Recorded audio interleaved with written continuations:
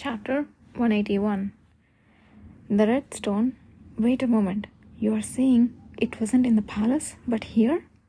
Yes. So the power that was underground. Ah, my god, this is insane. Just a single phrase caused a considerable change in Anon's complexion. He was murmuring and piecing together the information, then turned to look at Yudhir with an astounded face. Before Anon could answer further, Yudhir nodded his head and opened his mouth. We'll talk about the rest later. First, check on Khana lying over there.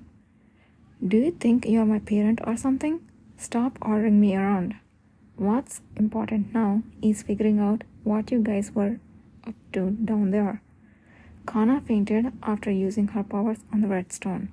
There's nothing visibly wrong with her, but I thought you might be able to tell something.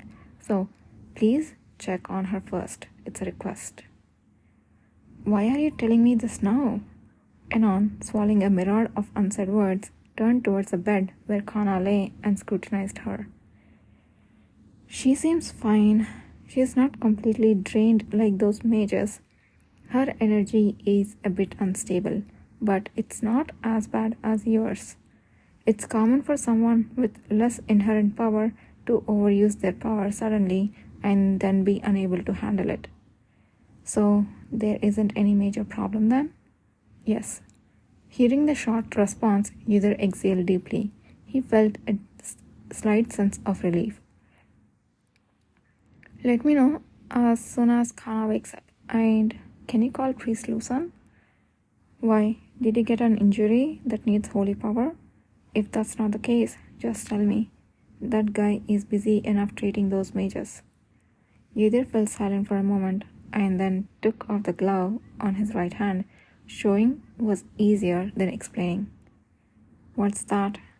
Upon seeing Yudhir's exposed hand, Anon wore an unexpectedly strange expression. A bruise. No. The problem that Yudhir, who should answer, was also greatly surprised. The purple spot that he thought would be noticeably spreading, at least to his shoulder, was much smaller than expected. He blinked at the spot, which occupied no more than the area of a thumbprint, and clenched and unclenched his fist a few times. But the situation remained the same. This appeared after I accidentally got hit by the power from the Red Stone. Whenever I use my power, it spreads upwards and recedes when it's subjected to divine power. What? I meant to show you this before we left. Wait, enough. Bring me your hand closer. Anon grabbed Yudhir's hand, bringing it close to his face to examine. As he meticulously inspected the palm, flipping it back and forth, his eyes were serious. However, the expression he wore after he let go of Yudhir's hand and lifted his head didn't seem to carry any satisfying conclusion. It's not a curse. Of course, it couldn't be. The spot had formed after getting hit by the power of the Red Stone, and if it was a curse, both he and Kishir would have recognized it. Yudhir looked at Anon's seriously troubled eyes and finally voiced the question he had wanted to ask before heading to the basement. I wondered if this might be the cause of the fluctuating energy you mentioned. If what you're saying is true, then it's certainly possible. Anon was naturally mumbling in agreement, but suddenly jerked his head up and looked straight at Yudhir again. But you know, compared to when you were leaving, you actually look a bit bitter now. Better, you say? Just as Anon's expression was confused, Yudhir also found the situation equally baffling. Could it be related to my ability to control the power from the Red Stone? As Anon scratched his head, observing the thoughtful Yudhir, he mused. I really don't know. All you do is pose questions. Let's bring Lusan and see if this truly disappears with the divine power. Then he called Lusan out loud. Lusan, come here for a bit. Sir, I haven't finished infusing divine power into the elder mage yet. Leave it. As soon as he can eat and go to the bathroom, he will recover. This here is more urgent. Enon's gruff and straightforward words might have irked Thais Yulman, but luckily the elder mage had fallen asleep as soon as he arrived at the medical division. A moment later, Lusan appeared holding a holy symbol carved from stone and shot a puzzled look at Enon and Yither. Isn't he in good health? Why, he's not fine. Come here and pour some divine power into his hand. His hand? Is he injured? Lusan's gaze fell on the back of Yither's hand. He noticed a small bruise-like spot, and despite his confusion, he assumed it would only require a small application of divine power, so he quickly put his ability to work. A bright, warm light, silently bursting forth, sprinkled down from Lusan's hand onto Yither's like powdered light. Then the spot on the back of Yither's hand that had absorbed the light slowly began to shrink. Although it seemed like a natural outcome on the surface, both Lusan and Enon simultaneously wore grave expressions. Huh? I thought it was a bruise. What's this? It's not healing properly. While a light bruise or a minor injury would normally disappear instantly upon contact with the light, the spot on the back of Yither's hand only began to fade from the edges after pouring in a divine power that would normally mend a severely broken bone. Even after he had reduced to a tiny point, no matter what they tried, it wouldn't completely vanish, which made Lusan momentarily doubt his own divine power. You can stop there, priest. No, I should be able to heal this. Oh, why isn't it working? Yither, feeling slightly apologetic, addressed the young priest, who wore a lot of injustice. I reach the same limit when I try to heal it with divine power elsewhere. It never completely disappears. No, I have never failed to heal anything with my divine power. Let me try a bit more. Just a moment. That's enough. Stop. Don't collapse yourself. Enon stopped Lusan by grabbing his arm. Divine power isn't omnipotent. The healer's job is to make calm judgments without being stubborn. True, but the puzzlement in Lusan's eyes, trailing off his words, never fully dissipated. May I ask how this symptom came about, Yither? It doesn't seem to be a curse. That's for you and I to figure out. This guy here doesn't know either. Let's finish up everything else first, and then we can look into it.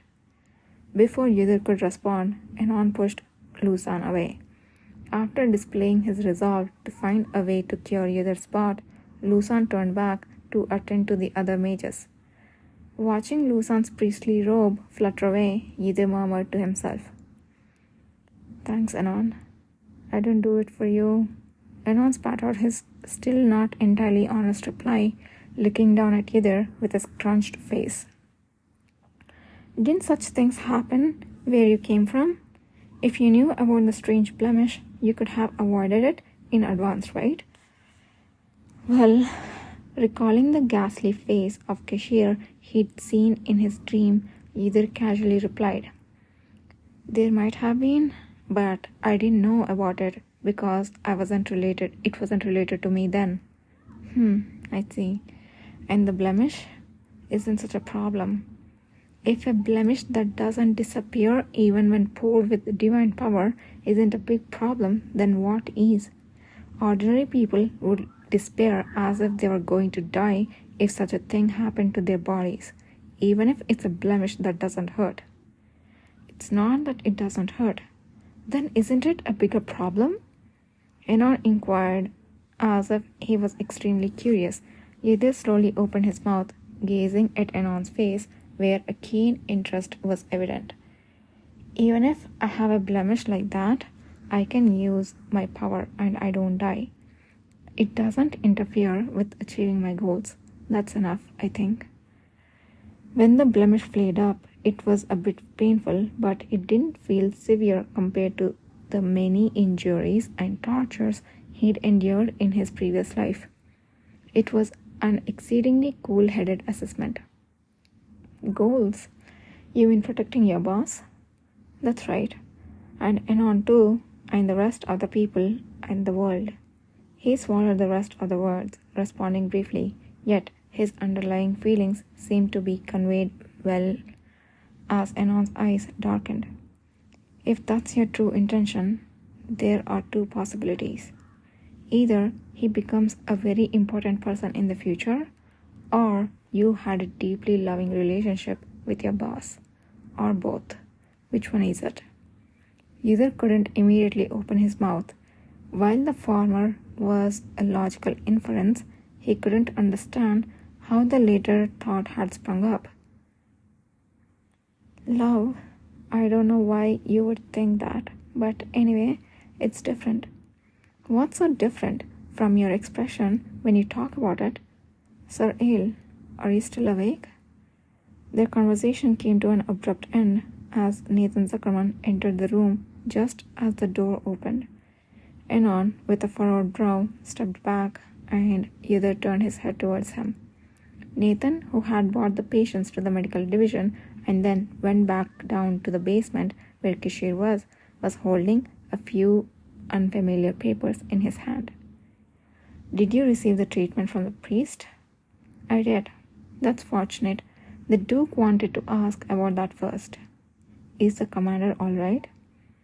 What had Kishir, who had been left alone in the basement, been doing?